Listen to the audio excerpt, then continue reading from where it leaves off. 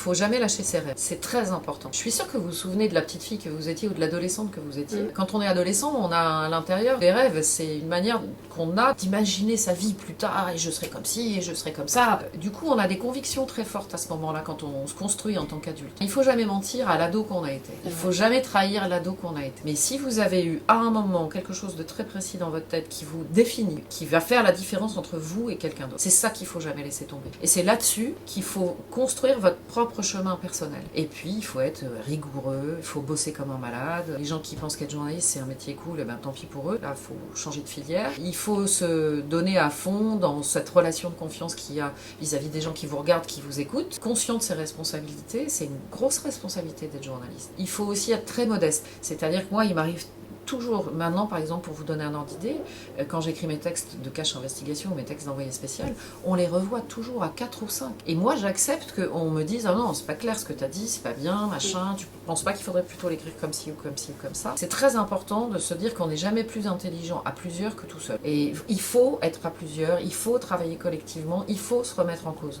Finalement, un journaliste, c'est quelqu'un qui... La remise en cause fait partie de son métier, puisqu'il remet en cause les institutions, les grandes entreprises, la manière dont fonctionnent certaines choses. Eh ben, il faut se remettre en cause soi-même, c'est très important. Si on ne se remet pas en cause, il ne faut pas faire ce métier. C'est une remise en cause permanente. En revanche, dès que j'ai commencé à faire ce métier à 20 ans, je peux vous dire qu'à 20 ans et demi, j'étais certaine que je ferais ça toute ma vie. Parce que je trouvais ça juste extraordinaire, passionnant, de pouvoir aller interviewer un footballeur, le président de la République, un syndicaliste, un agriculteur, et de rentrer avec cette carte de presse partout. Et de pouvoir justement faire évoluer mes idées. Et elles ont énormément évolué au contact avec la réalité. Parce qu'on a toujours des idées préconçues, surtout quand on est ado. Et en fait, dès qu'on se frotte à la réalité, eh ben, c'est beaucoup plus subtil que ça, c'est beaucoup plus nuancé. On évolue.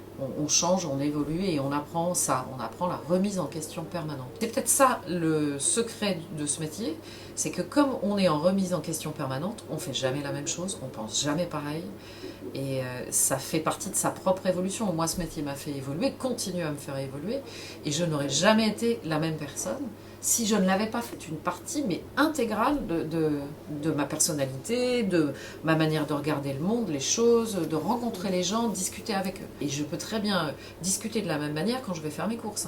Et quand les gens m'alpaguent dans un magasin parce que je suis en train de faire mes courses, j'écoute ce qu'ils ont à me dire parce que parfois les idées de reportage, elles viennent de là.